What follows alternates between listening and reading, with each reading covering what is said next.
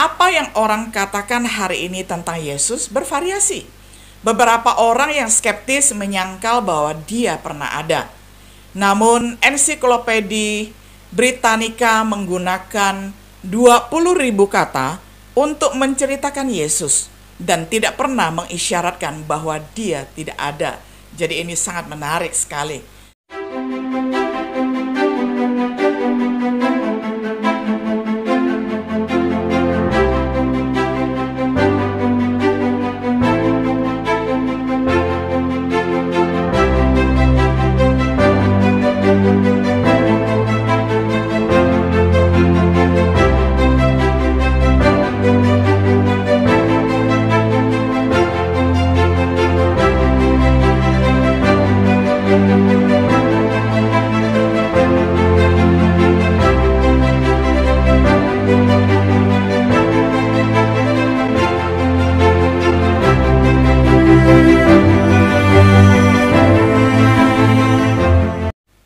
Shalom, sahabat Biblika yang dikasih oleh Tuhan. Sungguh senang kita dapat berjumpa kembali di dalam acara refleksi sahabat Biblika. Pada hari ini kita tiba pada episode yang ke-44 di dalam serial pembahasan kitab Markus dengan tema Menurutmu siapakah Yesus itu? Saya akan bacakan firman Tuhan untuk kita semuanya dari kitab Injil Markus pasal 8 ayat 27 sampai 30. Saya akan membacakannya di dalam terjemahan sederhana Indonesia. Sesudah itu Yesus dan murid-muridnya pergi ke kampung-kampung di sekitar daerah kota Kaisaria Filipi. Dalam perjalanan dia bertanya kepada mereka, "Kata orang, aku ini melayani dengan jabatan seperti apa?" Mereka menjawab, "Ada yang mengatakan bahwa engkau sebagai pengganti Yohanes Pembaptis. Ada juga yang mengatakan bahwa engkau Nabi Elia yang sudah datang kembali. Dan yang lainnya lagi mengatakan bahwa engkau adalah salah satu dari nabi zaman dahulu yang sudah hidup kembali." Lalu dia bertanya lagi kepada mereka, "Tetapi bagaimana pendapat kalian tentang aku?" Petrus menjawab, "Engkau adalah Kristus yang sudah Allah janjikan." Dengan keras Yesus melarang mereka untuk memberitahukan kepada siapapun tentang jabatannya itu. Sampai sedemikian jauh pembacaan firman Tuhan dari Markus 8 ayat 27 sampai 30. Sahabat Biblika yang dikasih oleh Tuhan, dalam perjalanan dari Betsaida ke Kaisaria Filipi, Yesus meminta para muridnya menjawab 2 pertanyaan. Yang pertama, menurut kata orang, siapakah aku ini? Tapi menurutmu, aku ini siapa? Tanggapan atas pertanyaan-pertanyaan semacam itu tentang identitas Yesus sudah banyak dan variatif, baik di zaman Yesus dan pada hari ini. Itu adalah pertanyaan yang paling penting yang bisa ditanyakan orang kepada dirinya sendiri. Tanggapan atau respon mereka menentukan jalan hidup mereka, baik dalam hidup ini maupun dalam hidup yang akan datang. Yang pertama kita pelajari apa yang dahulu orang katakan. Ada orang mengatakan bahwa Yesus adalah Yohanes Pembaptis.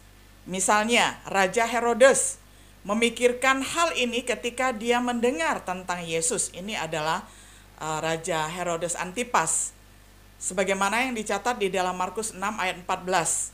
Lalu Raja Herodes, yaitu Raja Provinsi Galilea, mendengar tentang Yesus karena namanya sudah terkenal di mana-mana. Pada waktu ini terjadi, Herodes baru saja membunuh Yohanes Pembaptis. Jadi ada orang yang berkata, Yohanes Pembaptis sudah hidup kembali dari antara orang mati. Tetapi sekarang dia menyebut dirinya Yesus. Karena itulah Yesus bisa membuat banyak keajaiban.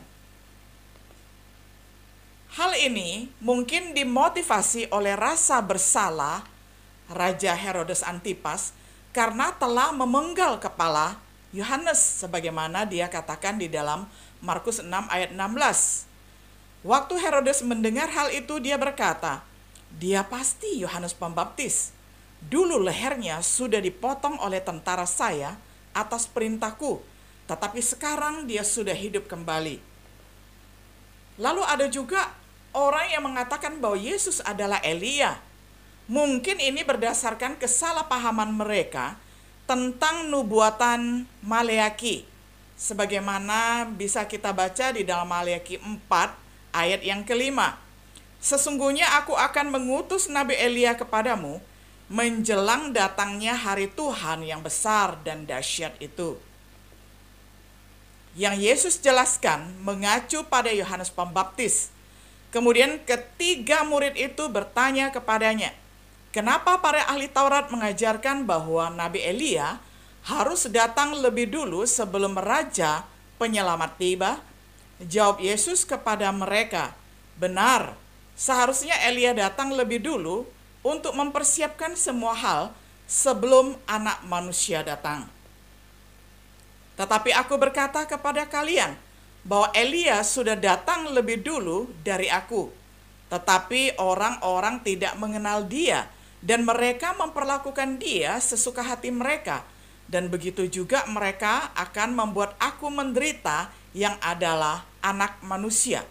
Kemudian barulah murid-murid itu mengerti bahwa dia berbicara tentang Yohanes Pembaptis yang menggantikan Nabi Elia. Matius 17 ayat 10 hingga ayat yang ke-13.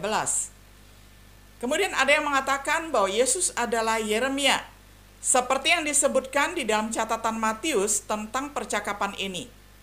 Kami menjawab, ada yang berkata bahwa engkau sebagai pengganti Yohanes Pembaptis, dan ada yang berkata bahwa engkau Nabi Elia atau Yeremia yang sudah hidup kembali, dan ada juga yang berkata bahwa engkau adalah salah satu dari nabi zaman dulu yang sudah hidup kembali, orang yang diharapkan oleh orang-orang Yahudi untuk dibangkitkan sebagai pendahulu dari Mesias. Kemudian ada juga orang yang mengatakan bahwa Yesus adalah salah seorang nabi.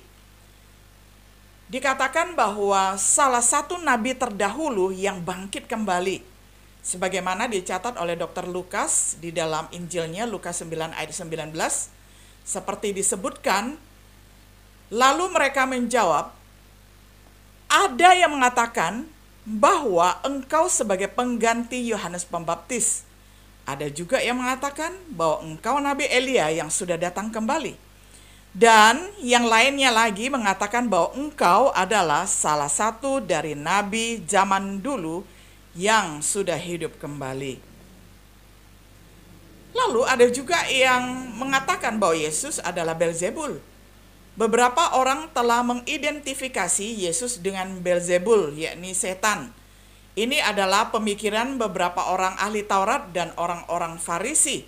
Ketika melihat Yesus melakukan mukjizat, mereka menuduh Yesus melakukan mukjizat itu dengan kuasa dari Beelzebul. Kemudian ada yang menganggap bahwa Yesus secara mental adalah orang yang berbahaya.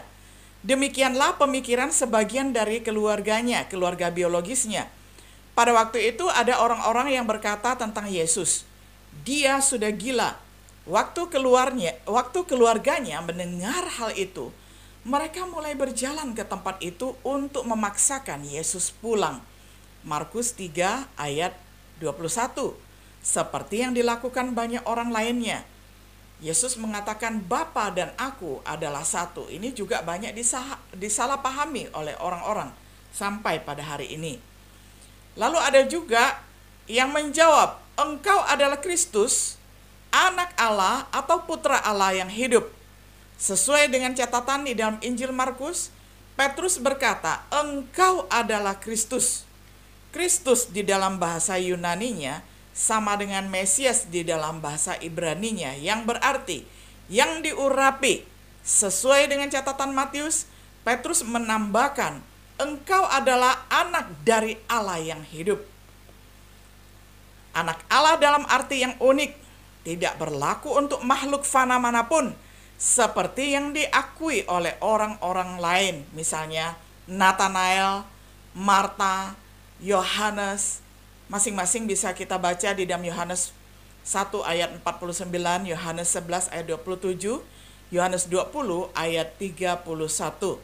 Pendapat tentang identitas Yesus cukup beragam selama pelayanannya di muka bumi ini.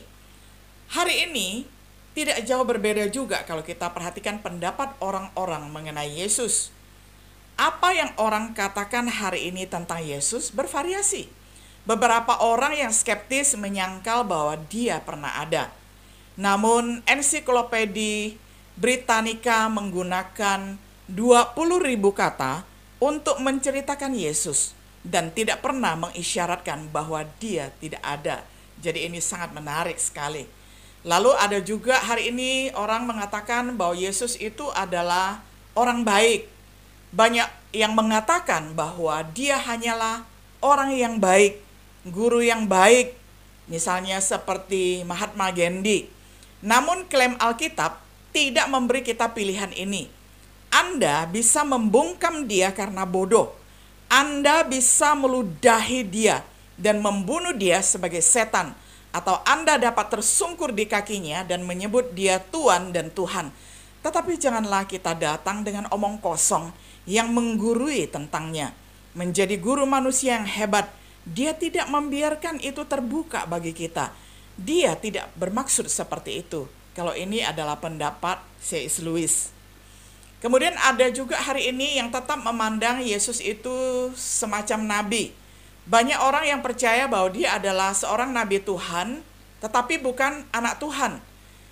Yesus dipandang sejajar dengan tokoh-tokoh pendiri agama di dunia, misalnya seperti Konghucu.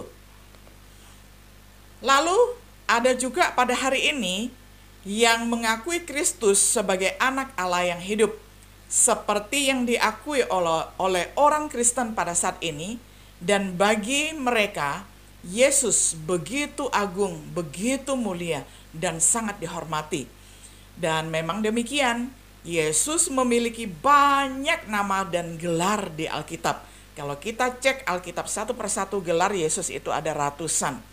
Nah, sahabat Biblika yang dikasihi oleh Tuhan, kita telah melihat apa yang orang lain katakan tentang Yesus, baik pada zaman dahulu, selama pelayanannya di dunia ini, maupun pada saat ini, sekarang ini, oleh orang ateis, atau oleh orang agnostik, oleh orang skeptis, dan juga oleh orang-orang percaya.